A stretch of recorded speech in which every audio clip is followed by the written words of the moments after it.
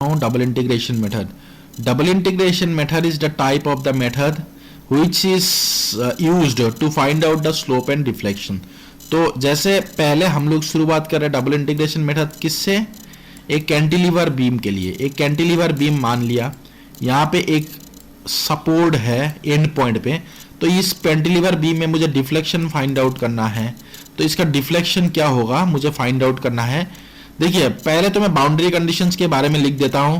ये जो initial point है, देखिए पहले मोमेंट, जैसे पहले मैं फॉर्मूला लिखता हूं E I into the D square Y by the D square Y by D X square is equal to moment.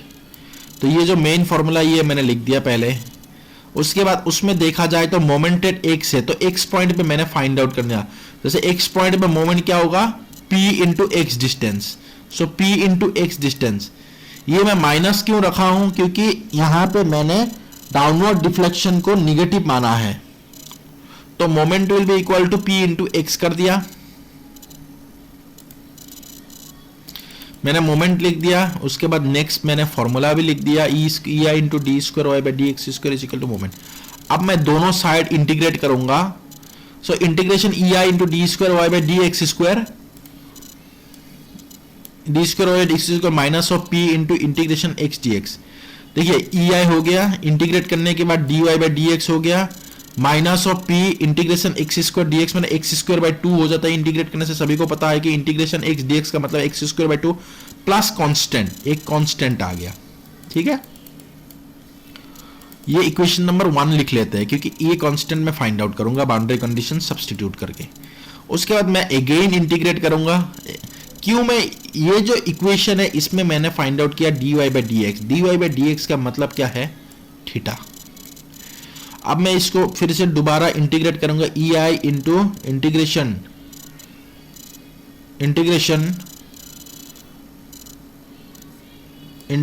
Of D Y by D x.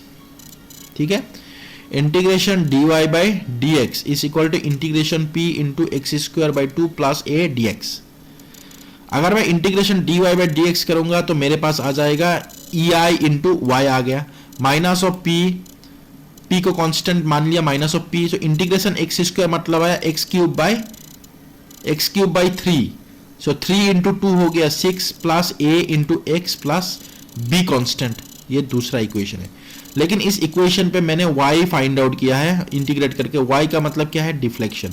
ये हो गया स्लोप, ये हो गया डिफ्लेक्शन. तो दो इक्वेशन कर दिया मैंने, इक्वेशन नंबर 1 और इक्वेशन नंबर 2 मैंने लिख दिया. इक्वेशन नंबर 1 और इक्वेशन नंबर 2 लिखने के बाद मेरे पास अभी दो कांस्टेंट आ चुका है इंटीग्रेशन कांस्टेंट. एक हो गया a, दूसरा हो गया b. अब इनको मैं फाइंड आउट करूंगा. कैसे फाइंड आउट करूंगा इनको मैं, अब उसके लिए मुझे जितने भी इंटीग्रेशन कांस्टेंट है, इंटीग्रेशन कांस्टेंट्स को फाइंड आउट करने के लिए मुझे वैल्यूज को सब्स्टिट्यूट करना पड़ेगा. कौन सा वैल्यूज को सब्स्टिट्यूट करना होगा, इंटीग्रेशन कांस्टेंट्स को फाइंड आउट करने के लिए मुझे वैल्यूज सब्स्टिट्यूट करना होगा boundary condition. At X is equal to the L, Y is equal to 0. देखिए ये जो बीम है,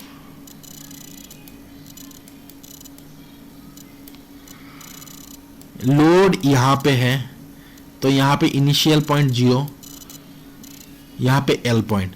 अब देखिए एक्सिस इक्वल टू जब 0 होगा तो यहां पे डिफ्लेक्शन होगा, और एक्सिस इक्वल टू जब एल होगा तो deflection will be equal to the 0, और एक्सिस इक्वल टू जब एल होगा वहां पे slope is also equal to 0, क्योंकि इस पॉइंट पे मुझे पता है डिफ्लेक्शन भी 0 होता है, स्लोप इज इक्वल टू 0 होता है. दोनों चीजें मैंने लिख लिया. और ये भी चीज याद रखना है कि हमें बाउंड्री कंडीशंस में हमेशा 0 वाला वैल्यूज लिखना है. प्रेजेंट वाला वैल्यू से मतलब नहीं है कि X is present, Y is present, moment is present. Present वाला से मतलब नहीं है, जो 0 है उसके बारे में लिखना है. तो दो पॉइंट से फोकस पॉइंट, एक ये पॉइंट और एक ये पॉइंट, इन दोनों में से कौन सा वैल्यू 0 है हमें लिखना है. तो X is equal to L में स्लोप भी 0, डिफ्लेक्शन भी 0 मैंने लिख दिया. अब पहला बाउंड्री कंडीशन में सब्स्टिट्यूट करता हूं.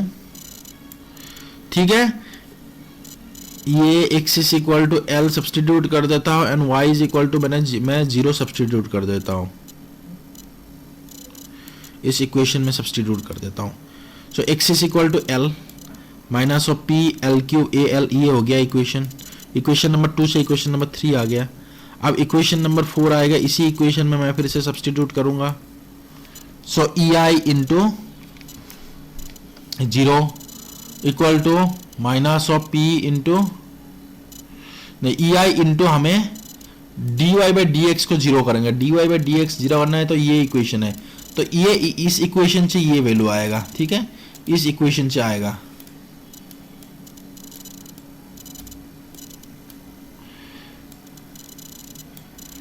ठीक है, तो इस इक्वेशन से मुझे फिर से मैं सब्सटीट्यूट करूंगा दूसरा वाला, और dy by D X is equal to zero कर दिया, तो EI into the zero is equal to minus of P into L square by 2 plus A. So इस इक्वेशन से ये आ गया. 2 से 3 आया, 1 से 4 आया, दोनों आ गया. दोनों आने के बाद अब मैं देख रहा हूं दोनों इक्वेशन से मैं ये जो दो इक्वेशन है, दोनों इक्वेशन से मैं A और सॉल्व करके A और B का वैल्यू मैं फाइंड आउट कर सकता. A का वैल्यू फाइंड आउट कर लिया, B का वैल्यू मैंने फाइंड आउट कर लिया. A और B का वैल्यू मैंने जब फाइंड आउट कर लिया, फाइंड आउट करने के बाद मैं जो हम लोग का जो डिफ्लेक्शन के फॉर्मूला है मेन, ये डिफ्लेक्शन की मेन फॉर्मूला है. So deflection is equal to EI into deflection लिख देंगे, x के वैल्यू लिख देंगे. डिफ्लेक्शन हमें कहाँ पे फाइंड आउट करना है, अब पॉइंट ऑफ कंसीडरेशन वो है. अगर हमें जीरो में फाइंड आउट करना है तो जीरो सब्स्टिट्यूट, अगर L में हमें डिफ्लेक्शन फाइंड आउट करना है तो L लिख देंगे. तो हमें डिफ्लेक्शन फाइंड आउट करना है जीरो में, तो x का वैल्यू हम लोग जीरो सब्स्टिट्यूट करेंगे. देखिए x का वैल्यू हम लोगों ने जीरो, पहले तो हम लोग लिख देंगे डिफ्लेक्शन इज इक्वल टू, इस इक्वेशन को सिंप्लीफाई कर देंगे. कैसे, इस इक्वेशन को मैंने सिंप्लीफाई कर दिया, सिंपल A का वैल्यू सब्स्टिट्यूट किया, B का वैल्यू सब्स्टिट्यूट किया और बाकी सब x के टर्म्स में रहने दिया. उसके बाद मुझे अभी फाइंड आउट करना है डिफ्लेक्शन कहाँ पे मैक्सिमम होगा, 0 पॉइंट पे मैक्सिमम होगा, x इज इक्वल टू 0. तो ये सीधा 0 हो गया, ये भी 0 हो गया, ये रह जाएगी. तो this is the maximum deflection and slope. तो slope will be equal to PL square by 2EI. अब मैं बताऊंगा स्लोप मैंने कैसे फाइंड आउट किया. स्लोप फाइंड आउट करने के लिए जो स्लोप वाला इक्वेशन है, ये जो इक्वेशन है, इस इक्वेशन में EI into theta is equal to minus of P into X square by 2 plus A का वैल्यू सब्स्टिट्यूट कर दिया. A का वैल्यू मैंने क्या क्या फाइंड आउट किया था, इक्वेशन 3 और 4 को सॉल्व करके. A का वैल्यू है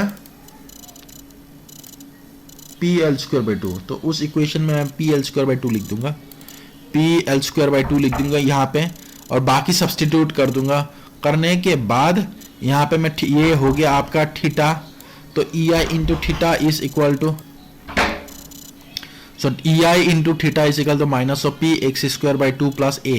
अब मुझे फिर से मैं थीटा, देखिए थीटा जो है इन पॉइंट्स L पॉइंट्स में x is equal to L में 0, मतलब x इज इक्वल टू 0 में मैं फाइंड आउट करूं, तो मैं यहाँ पे 0 सब्स्टिट्यूट कर दूंगा x का वैल्यू. तो 0 सब्स्टिट्यूट जब कर दिया, सिंपल जो A का वैल्यू मिल जाएगा, मतलब minus of PL square by 2 answer होगा.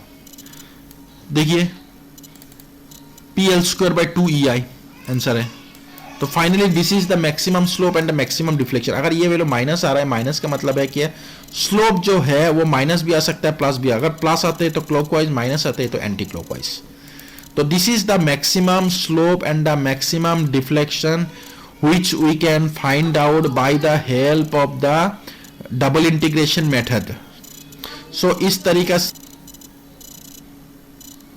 इस तरीका से मैं कोई भी बीम पे डबल इंटीग्रेशन मेथड यूज करके मैं स्लोप एंड डिफ्लेक्शन को फाइंड आउट कर सकता हूं. जैसे यहाँ पे और कुछ कंडीशंस है कि कैसा कैसा बीम हो सकता है. देखिए मैं बता रहा हूं, एक तो cantilever beam with point load हो सकता है, एक तो cantilever beam with uniformly distributed load हो सकता है, एक है cantilever beam with moment last में अप्लाई हो सकता है, simply supported beam with point load at the mid point हो सकता है, simply supported beam with the load point not at the mid point हो सकता है, simply supported beam with UDL हो सकता है, simply supported beam with triangular load होता है मतलब यूवीएल हो सकते हैं, simply supported beam with the moment at the mid span. बहुत टाइप्स के बीम्स हो सकते हैं. तो इनके बारे में मैं बताऊंगा कि कैसे हमें फाइंड आउट करना है डबल इंटीग्रेशन मेथड यूज करके, how to find out the slope and deflection by using the double integration method. Okay, thank you.